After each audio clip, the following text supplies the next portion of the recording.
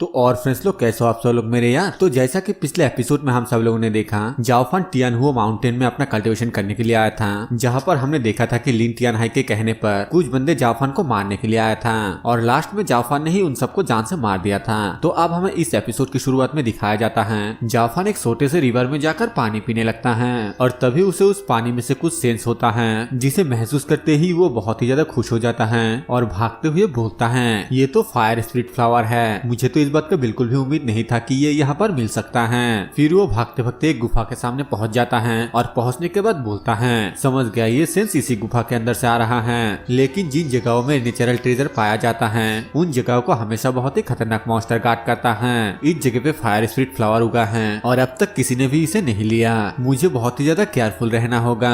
फिर जाओफान चारों ओर अच्छी तरीके से चेक करने के बाद बोलता है क्या यहाँ पर कोई भी मॉन्स्टर नहीं है? हेवन के सीक्रेट की वजह से मेरा देखने सुनने और समझने की शक्ति ऑर्डिनरी लोगों के तुलना में काफी ज्यादा है। मुझे इस केव के हर एक चीज का सेंस होना चाहिए था। क्या ऐसा हो सकता है कि मॉन्स्टर हंटिंग करने के लिए बाहर गया हुआ है? और तभी जाओफान को अपने सामने फायर स्पिरिट फ्लावर दिखाई देता है, जिसे देखते ही वो बहुत ही ज्यादा खुश हो जाता है। जाओफान बोलता है यहाँ पर तो एक नहीं बल्कि बहुत सारा फायर स्पिरिट फ्लावर है, इनके मदद से तो मैं फायर ड्यूरिंग आर्ट को कल्टीवेट करने में कामयाब हो जाऊंगा। हेवन सीक्रेट में 108 सीक्रेट स्किल हैं, इनमें से फायर ड्यूरिंग आर्ट टॉप 10 में आता है और ये इनविजिबल डिस्ट्रक्शन के लिए फेमस है। अगर मैंने इस स्किल को अच्छी तरीके से मास्टर कर लिया तो फिर ये मेरे आगे के कल्टीवेशन के लिए बहुत ही ज्यादा मदद करेगा। ये बोलकर जाओफान फायर स्पिरिट फ्लावर को लेने ही वाला होता है कि तभी हमें जाओफान के पीछे हमें एक बहुत ही बड़ा पूछ को दिखाया जाता है। जाओफान बोलता है ये तो मेरे लिए बहुत ही ज्यादा आसान था और फिर उस फ्लावर को तोड़कर उसे देखते हुए बोलता है इस तरह के fire spirit flower fire during art को सीखने के लिए बिल्कुल सही है। और तभी हमें दिखाया जाता है कि जाओफान के पीछे वो एक बहुत ही बड़ा स्नेक मॉन्स्टर होता है जो कि जाओफान के ऊपर अटैक कर देता है, लेकिन वक्त रहते जाओफान उसे सेंस कर लेता है और उस जगह से तुरंत ही हट जाता है। जाओफान उस स्नेक को देखते हुए बोलता है ब्लड फैंटम स्नेक, ये तो बहुत ही ज्यादा इंटरेस्टिंग है, मुझे पता ही नहीं चला और ये मेरा इतना ज्यादा नजदीक आ गया। फायर स्पिरिट फ्लावर इसके ब्लड को विकसित करने में मदद करता है, क्योंकि मैंने इसे लिया इसी वजह से उसे लगा कि मैं इसे चोरी कर रहा हूँ और वो मेरे ऊपर चुपके से अटैक कर दिया। फिर वो उस स्नेक की तरफ देखते हुए बोलता है अब जबकि तुमने मेरे ऊपर अटैक कर ही दिया तो फिर मैं भी अब पीछे नहीं हटने वाला हूँ, मुझे ये फायर स्पिरिट फ्लावर चाहिए और अब मैं तुम्हारे मीट और ब्लड को भी स्वेलो करने वाला हूँ। हमें स्नेक को दिखाया जाता है जो कि दोबारा से जाओफान के ऊपर उसी तरीके से अटैक करने लगता है, जिसे देखकर जाओफान बोलता है तुम दोबारा से मेरे ऊपर सेम ट्रिक का इस्तेमाल कर रहे हो, अगर तुमने इसका इस्तेमाल किसी और के ऊपर किया होता तो फिर वो तुम्हारे मैजिक की वजह से अपने सेंस को खो देता और तुम्हारे द्वारा मारा जाता, लेकिन तुम्हारे ये ट्रिक मेरे ऊपर कोई भी काम नहीं करेगा। ये बोलकर जाओफान अपने शॉट को बाहर निकाल लेता है और उस स्नेक को टुकड़ों में काट देता है और उसके बाद उसे स्वेलो कर लेता है, जिसके बाद जाओफान फिर से फायर स्पिरिट फ्लावर को तोड़ने लगता है और उस केव को देखते हुए बोलता है ये केव थोड़ा अजीब लग रहा है, जिसके बाद वो एक जगह पे टच करते हुए बोलता है स्पेशली इस जगह पर ये जगह बहुत ही ज्यादा चिकना है, ऐसा लगता है कि ये नेचुरली नहीं बना।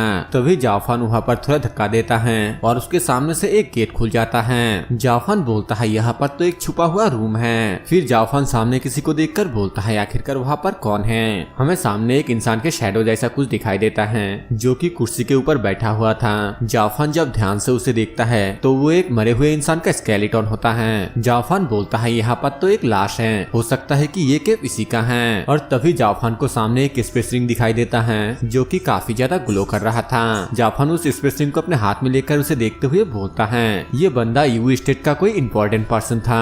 ये स्पेस रिंग थोड़ा रफ है लेकिन इसे कुछ देर के लिए इस्तेमाल किया जा सकता है, चलो देखता हूँ कि आखिरकार इसके अंदर क्या है। ये बोलकर जाओफान उस स्पेस रिंग के अंदर देखने लगता है और वहाँ से उसे एक नोट मिलता है जहाँ पर कि लिखा हुआ था डार्क वाटर सेट के 8 मास्टरों में से एक। मैं ये जान चुका हूँ कि मेरा मौत बहुत ही ज्यादा नजदीक आ चुका है, जिस वजह से मैं इस जगह पर आ गया था और यहाँ पर आकर जीने का कोई तरीका ढूंढने के लिए इस केव को बनाया।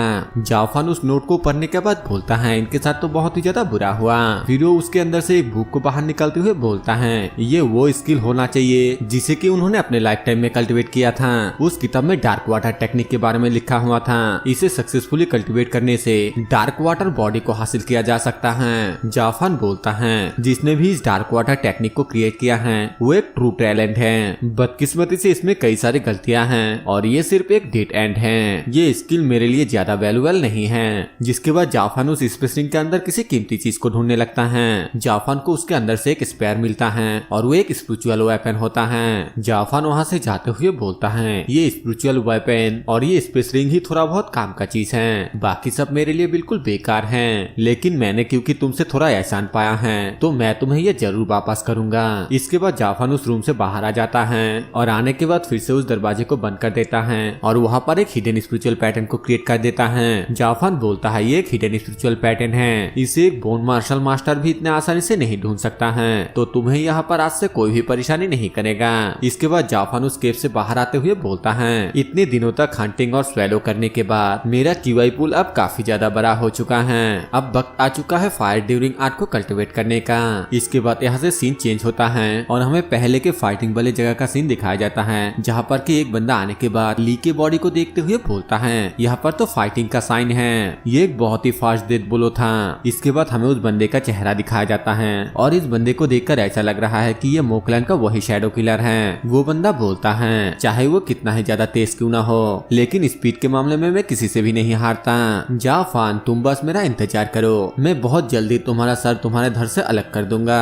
इसके बाद हमें फिर से जाफान को दिखाया जाता है जहाँ पर कि वो फायर ड्यूरिंग आर्ट को कल्टिवेट कर रहा होता है। कल्टिवेशन करने के थोड़ी देर बाद जाफान अपने आप को देखते हुए बोलता है मैंने फायर डिवोरिंग आर्ट के फास्ट स्टेट को कल्टिवेट कर लिया है। और तभी हमें दिखाया जाता है कि जाफान के ऊपर पीछे से कोई चाकू से हमला कर देता है, लेकिन जाफान को इसके बारे में सेंस हो जाता है और वो उस चाकू को अपने उंगलियों से रोक देता है। जाफान अपने मन में बोलता है फिर से मुझे मारने की कोशिश, और फिर सामने की तरफ उस बंदे को बोलता है इधर उधर छुपना बंद करो और अपने आप को दिखाओ। वो बंदा जाफान के सामने आते हुए बोलता है चिंता मत करो, वो तुम्हारे लिए एक छोटा सा तोहफा था। जाफान बोलता है तुम जितने भी लोग हो सारे के सारे एक साथ आओ, मुझे तुम सबको एक एक करके मारने में बहुत ही ज्यादा बोरिंग लग रहा है। वो बंदा जाफान को बोलता है हेवनली क्रिस्टल को मुझे सौंप दो और उसके बदले में मैं तुम्हें सबसे आसान मौत दूंगा। जाफान बोलता है हेवनली क्रिस्टल तो ये मो यून फैंग है जिन्होंने तुम्हें यहाँ पर भेजा है। छह कितना अफसोस की बात है, चाहे वो मोकलैंड का किलर हो या फिर लिंकलैंड का किलर, वो जितने भी लोग मुझे मारने के लिए भेजता है वो सभी की सभी कचरे का ढेर है। जाफान के इस बात को सुनने के बाद उस बंदे का जल जाता है और वो अपने शॉट को बाहर निकलते हुए बोलता है कचरा, मैं तुम्हें दिखाऊंगा कि एक कचरा आखिरकार क्या कर सकता है। जाफान बोलता है अगर तुम्हें लगता है कि तुम कर सकते हो तो फिर कोशिश करके देख सकते हो। वो किलर बोलता है मैं भी देखता हूँ कि तुम कितना ज्यादा स्ट्रांग हो, मैं सबसे पहले तुम्हारे पैरों को काटूंगा।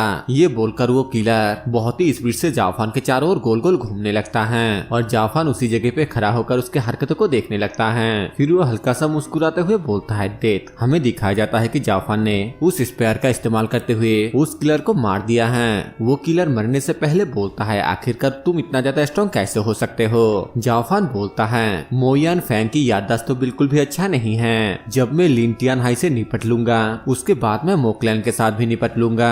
ये बोलते हुए जाफान यहाँ से चला जाता है और हमें एक दूसरे जगह का सीन दिखाया जाता है जहाँ पर हमें एक लड़की को दिखाया जाती है और उसको बहुत सारे गुंडे घेर रखा हुआ है। उस लड़की के नाम मीलिंग यू है और वो डार्क वाटर सेट का डिसाइबल है। जाफान ने केव के अंदर अभी अभी जिस बंदे से वो स्पेस रिंग लिया ये उसी बंदे के सेट का डिसाइबल है और ये सीन दिखाते ही ये एपिसोड यहीं पे खत्म हो जाता है। हम सभी जानते हैं कि नेक्स्ट एपिसोड में क्या होने वाला है, तो इस एपिसोड के लिए इतना ही। वीडियो पसंद है तो वीडियो को लाइक कर देना, चैनल पे नए हो तो सब्सक्राइब कर देना। मैं मिलूंगा आप सभी से एक और न्यू वीडियो के साथ, तब तक के लिए बाय बाय।